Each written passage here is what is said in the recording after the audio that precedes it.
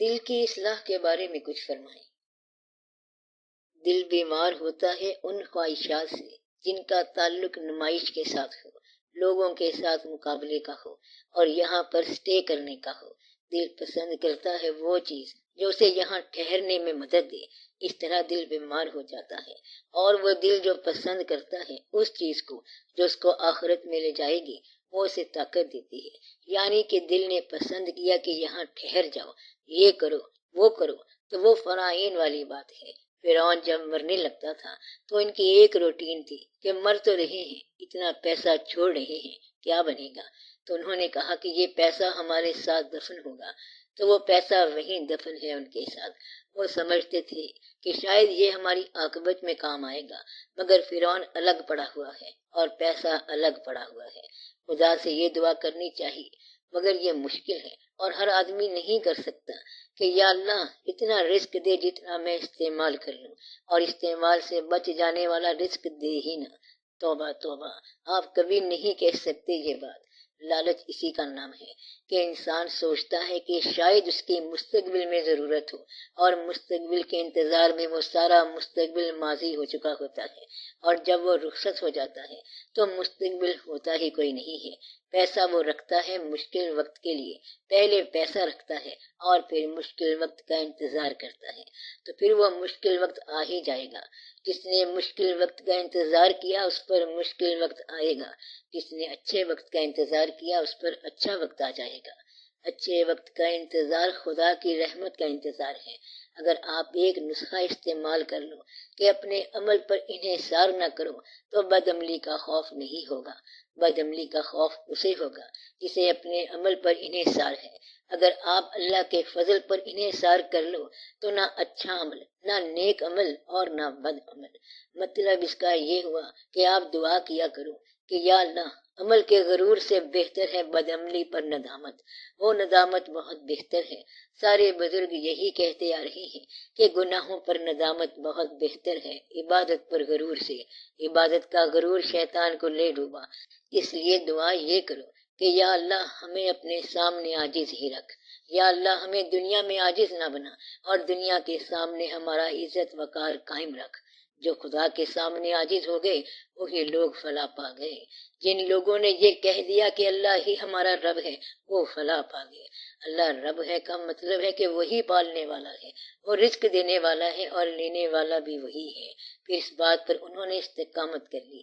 اللہ کا فرمان ہے کہ ان لوگوں پر فرشتے نازل ہوتے ہیں، اور یہ وہ لوگ ہیں جنہیں جنت کی بشارت دی جاتی ہے، اور وہاں پر یہ کھائیں گے جو یہ پسند کریں گے، اور یہ مہمانی ہے اللہ تعالیٰ کی طرف سے، اور بہشت میں جو وعدہ کیا گیا وہ انہیں مل جائے گا۔ تو یہ لوگ ہیں فلاح پانے والے۔ کون؟ جنہوں نے کہہ دیا کہ اللہ ہمارا رب ہے اور اس پر استقامت کر دی۔ ایک کہانی سناتے ہیں بزرگ۔ داتا صاحب رحمت اللہ کو پتا چلا کہ فلاں علاقے میں ایک درویش ہے۔ انہوں نے سوچا کہ ان سے مل لیا جائے، تو وہاں گئے۔ اس بزرگ کے پاس شام کے وقت پہنچے۔ وہ بزرگ ملے اور پوچھا کہ نام کیا ہے، کام کیا ہے، ذریعہ معاش کیا ہے۔ انہوں نے اسے سلام کیا اور کہا کہ میں جا رہا ہوں اور آئندہ اپنی ملاقات کا کوئی موقع نہیں ہے۔ اس نے پوچھا کیوں؟ انہوں نے فرمایا کہ تو اگر ذریعہ معاش ہمارے عمل میں سمجھتا ہے تو غلطی پر ہے۔ ذریعہ معاش تو اس کا فضل ہوتا ہے، کہیں تم لوگ ذریعہ معاش اپنے پیشے کو نہ سمجھ لینا۔ جب یہ پتہ چل گیا کہ اللہ رزق دینے والا ہے تو معاش کا ذریعہ ایسے ہی درمیان کی باتیں ہیں، فارمل ہیں، دینے والا وہ ہے۔ ورنہ تو بے شمار لوگ محنت کرتے کرتے مر جاتے ہیں اور ان کے پاس رزق نہیں آتا، اور بعض لوگوں کو وہ آسان رزق عطا فرماتا ہے، بعض لوگوں کو وہ آسان عاقبت عطا فرماتا ہے۔ مثلا یہ کہ اللہ کی راہ میں شہید ہو گئے تو یہ آسان عاقبت بن گئی۔ تو نہ عمل ہے اور نہ عمل کی ضرورت ہے۔ دعا یہ کرو کہ یا اللہ آسان عاقبت عطا فرما، آمین یا رب العالمین۔ آسان عاقبت وہ ہے جو اعمال سے آگے ہو، خود بخود ہی ہو۔ اس کے آسان طریقے بتائے گئے ہیں۔ کسی اچھی عاقبت والے آدمی کو راضی کر لو، کسی چلتے دریا میں کوئی چیز ڈال دو یا نکال لو، وہ دریا جو ہمیشہ وگنے والے چلنے والے ہیں۔ دریا تک رسائی ہو گئی تو سمندر تک خود ہی ہو جائے گی۔ سب سے پہلے کیا کرو؟ دریا تک رسائی کرو۔ سمندر آپ نے اگر نہیں دیکھا ہوا، نہیں پہنچ سکتے تو دریا میں ڈال دو۔ یہاں ایک درویش ہوتے تھے، وہ کاغذ پہ کچھ لکھتے اور دریا میں ڈال دیتے، کہتے کہ اللہ نے کہا ہے کہ میرا عرش پانی میں رہا ہے، یہ پانی چلتا چلتا سمندر میں جائے گا اور اللہ کے عرش پر چلا جائے گا، اللہ خود ہی مان لے گا۔ تو یہ بھی ایک راستہ ہے، دریا بھی ایک راستہ ہے۔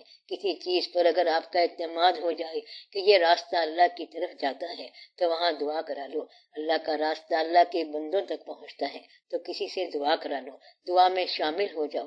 مقصد یہ ہے کہ پھر آپ کو سنگ مل جائے گا، دل جو ہے یہ شفا پا جائے گا۔ دل کی شفا کا آسان طریقہ یہ ہے کہ دل کی بیماری دور کر لو، اس دل سے بت نکال دو تو یہی کعبہ بن جائے گا۔ بت جو ہے یہ خواہش کے بت ہیں، خواہش کے بت نکل جائیں تو یہ دل خود بخود ہی کعبہ بن جائے گا۔ دعا کرو کہ اللہ تعالیٰ آپ کو ہیلدی دل دے۔ ہیلدی دل اس آدمی کا ہوتا ہے جو دنیا کی خواہشات سے آزاد ہو۔ بعض اوقات لوگ آزاد ہونا نہیں چاہتے، کہتے ہیں کہ اکثر کوئی ضرورت ہوتی ہے تو اس سے بچو۔ وہ آدمی جو گنتی میں پڑ گیا وہ مشکل میں پڑ گیا۔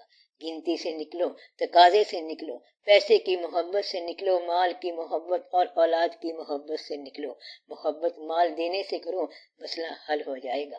اولاد کی محبت بہت اچھی چیز ہے، اور اگر صرف اولاد سے خالی محبت کرو گے تو اولاد کی بدعمالی پر پریشان ہو جاؤ گے۔ یعنی جو لوگ اولاد سے صرف اولاد کی خاطر محبت کرتے ہیں اور خدا کی طرف سے نہیں کرتے تو وہ اولاد کی بدعمالی پر پریشان ہو جاتے ہیں اور پھر گلہ کرتے ہیں کہ اولاد نے تو بڑا پریشان کر دیا۔ پہلے تو آپ اولاد کی وجہ سے سب کو پریشان کرتے تھے، اتنی بڑی محبت کرتے تھے۔ نہ اولاد قابل محبت ہے اور نہ قابل نفرت ہے، اولاد بس اولاد ہی ہے۔ نہ اس پر غرور کرو، نہ اس پر ندامت کرو۔ ان کی اپنی زندگی ہے، تمہاری اپنی زندگی ہے، ان کی اپنی عاقبت ہے، تمہاری اپنی عاقبت ہے۔ اولاد کو اپنا دین دے دو اور دنیا کی پرواہ نہ کرو، وہ خود ہی کماتے رہیں گے، چلتے جائیں گے۔ ان کو اچھا راستہ بتا دو اور ان کے لیے دعا کیا کرو۔ اولاد کا گلہ اگر ماں باپ کریں تو اولاد کے لیے عذاب ہے، اور ماں باپ کا گلہ کرنا ہی اولاد کے لیے عذاب ہے۔ تو مطلب یہ ہوا کہ اپنے ماں باپ کو گلے کا موقع نہ دینا۔ اس لیے اللہ تعالیٰ نے فرمایا ہے کہ ماں باپ کے آگے اف نہ کرنا اور ان کے آگے جنٹل الفاظ سے بات کرنا۔ اگر وہ بڑھاپے میں آ جائیں تو ان کے لیے رحمت کے بازو پھیلا دینا، جس طرح انہوں نے بچپن میں تم پر رحم کیا تھا۔ خدا سے یہ دعا کیا کروں کہ ان ضعیف اور ناتمام بزرگوں سے آپ کو دعا ملتی رہے۔ تو والدین سے دعا لینا بہت ضروری ہے، یہ بھی دل کے لیے بہت ضروری ہے۔ والدین دعا کریں اور اولاد بھی دعا کرے۔ جب آپ نماز پڑھتے ہیں تو والدین کے لیے بھی دعا کرتے ہیں اور اولاد کے لیے بھی دعا کرتے ہیں۔ جب آپ کی اولاد نماز پڑھے گی تو آپ کے لیے بھی دعا کرے گی اور اپنی اولاد کے لیے بھی دعا کرے گی، اس طرح یہ چین چلتی جائے گی۔ تو آپ اپنے ماں باپ کے لیے دعا کریں، آپ کے بچے آپ کے لیے دعا کریں گے، نماز وہ بھی پڑھیں گے۔ اس سے بہتر دنیا میں کوئی چیز نہیں ہے، اسی میں آپ کے لیے دعا ہوگی۔ نماز کے ذریعے آپ کے ماں باپ کی دعا بطور اولاد آپ کے لیے ہوتی گئی اور اولاد بھی آپ کے لیے دعا کرتی ہے۔ جب آپ ماں باپ ہوتے ہیں تو یہ نماز کے ذریعے دعا ہوتی جا رہی ہے، تو یہ دونوں آپ کے دعا گو ہیں۔ تو اچھے انسان وہ ہیں جنہوں نے لوگوں کو اپنے لیے دعا گو بنا لیا، جنہوں نے لوگوں کے دل زخمی کیے، وہ پریشان ہو گئے۔ تو لوگوں کو پریشان نہ کرو، اگر اپنے دل کی خبر نہیں ہے تو کسی اور کے دل کی خبر لو، کسی کا دل راضی رکھو۔ جہاں پہ کوئی رشتہ ہو، مثلاً بہن بھائی، تو اس کے بارے میں بزرگ بتاتے ہیں کہ یہ آدھے ماں باپ ہوتے ہیں، تو ماں باپ کے جانے کے بعد یہی ماں باپ ہوتے ہیں۔ بہن بھائیوں سے محبت کرنے والا جو ہے وہ ماں باپ کا تابع دار ہے۔ ماں باپ کی یاد اور ماں باپ سے محبت اپنے بہن بھائیوں سے محبت ہے۔ بہن بھائیوں سے محبت کرو اور ان کی خدمت کرو، بزرگوں کی خدمت کرو اور اولاد سے محبت کرو۔ اس طرح راستہ چلتا جائے گا، جتنا ہو سکے وہ کرتے جاؤ اور جو نہ ہو سکے اس کی معافی مانگ لو، اللہ قبول کر لے گا۔ وہ جو دیہات سے خط لکھا کرتے تھے کہ اس تھوڑے لکھے ہوئے کو بہت سمجھنا، کافی سمجھنا، آپ کہو کہ یا اللہ میں نے تھوڑا لکھا ہے، اس کو بہت سمجھ، ہم کیا کریں، تو ہی مہربانی کر۔ ایک ان پڑھ آدمی خانہ کعبہ میں گیا اور جا کے کہتا ہے کہ یا اللہ ہم تیرے بندے ہیں اور تو اللہ ہے۔ ہمارا رواج ہے کہ دشمن اگر گھر میں آ جائے تو معاف کر دیا جاتا ہے، ہم تیرے گھر میں آ گئے ہیں، اب تو ہمارے ساتھ کیا حساب کتاب کرے گا، بس معافی دے۔ تو اللہ تعالیٰ سے معافی مانگ لیا کرو۔ باقی جو بھی جہاں بھی صاحب مزار ملے یہ سمجھو کہ یہ سارے کے سارے جو ہیں حضور پاک صلی اللہ علیہ وآلہ وسلم کی مہربانیاں ہیں. جہاں پہ کوئی مزار ملے یہ سارا عشق حبیب صلی اللہ علیہ وسلم ہی ہے. جس جگہ مزار ملے وہاں جا کے دعا کرو. اس دربار سے سیدھا راستہ ہر صاحب مزار کا راستہ مدینے کو ہی ہے. جہاں کوئی ملے وہ اللہ تعالیٰ کی مہربانیوں سے حضور پاک صلی اللہ علیہ وآلہ وسلم کا اعجاز ہے. یہ سب حضور پاک صلی اللہ علیہ وسلم کے جلوے ہیں. چاہے اجمیر شریف ہو، دلی ہو، آگرہ ہو، یا جہاں کہیں ہو، جہاں کہیں شمع روشن ہے یہ حضور پاک صلی اللہ علیہ وآلہ وسلم کے نام کی شمع ہے. اس لیے بزرگوں کو چھوٹا بڑا نہ کہا کرو، بس سارے بزرگ ہیں اور سب حضور پاک صلی اللہ علیہ وآلہ وسلم کے جلوے ہیں. صحابہ کرام کیا ہیں؟ سب حضور پاک صلی اللہ علیہ وسلم کے جلوے ہیں. کسی میں کمی بیشی یا تفریق نہیں کرنی ہے، چلنے دو اور بس آپ چلتے جاؤ، مسافر خانے سے گزر جاؤ، اس طرح پار ہو جاؤ گے. اگر کسی نے نیکی کے نام پر ایک درخت لگایا، ایک پودا یا ایک بیج لگایا تو اس کو پتہ نہیں ہوتا ہے کہ وہ کیا کر گیا. اس نے نیکی کے نام پر نیک درخت لگا دیا، اس کو پتہ نہیں ہوتا کہ ایک درخت میں کتنے بیج ہیں اور پھر ہر بیج میں کتنے درخت ہیں. تو یہ کروڑ ہا ٹائم ملٹی پلائڈ ہیں. آپ کا ایک درخت جو لگا ہے نیکی کے نام کا، اس میں ہزار ہا بیج ہوں گے اور ہر بیج میں کروڑ ہا درخت ہوں گے. درختوں کے اندر پھر بیج ہوں گے اور بیج کے اندر پھر درخت ہوگا. چلتے چلتے یہ انفینٹ سیریز بن جائے گی. آپ کا نیکی کا ایک عمل جو اتفاقیہ سرزد ہونے والا ہے آپ کے لیے پوری کی پوری کائنات بنا جائے گا.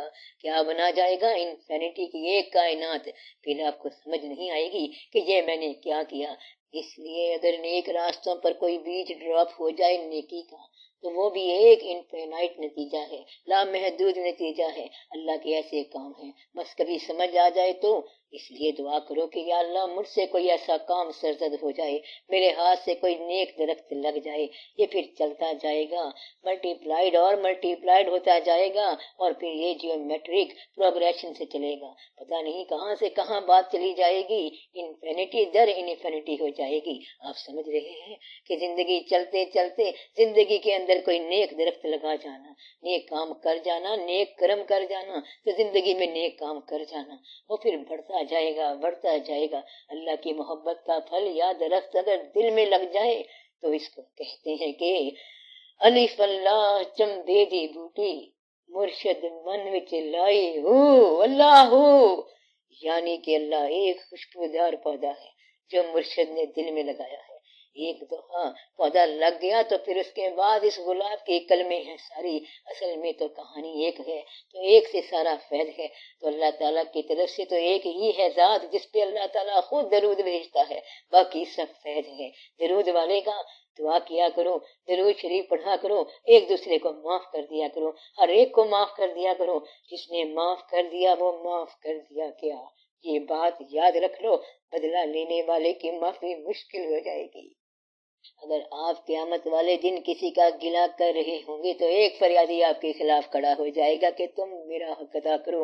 اگر تم اپنے قاتل کے خلاف بات کر رہے ہوگے تو چیونٹی بول پڑے گی اور تم اس کے قاتل نکل آئے. کیا پتا کون کون فریاد کرے گا، پتہ نہیں کون کون فریاد کرے گا، کیونکہ تیرے پاؤں کے نیچے آ کے کون کون مر جاتا ہے. حق تو ادا نہیں کیا جا سکتا. ایک آدمی پتھر پہ بیٹھ کے عبادت کر رہا تھا تو وہ پتھر گھس گیا. اس نے تھوڑا سا غرور کیا کہ یا اللہ میں نے بڑا عرصہ تیری عبادت کی ہے. اسے زمین پر نشان پڑ گیا. اس نے کہا پہلے پتھر پہ بیٹھنے کا حق ادا کر.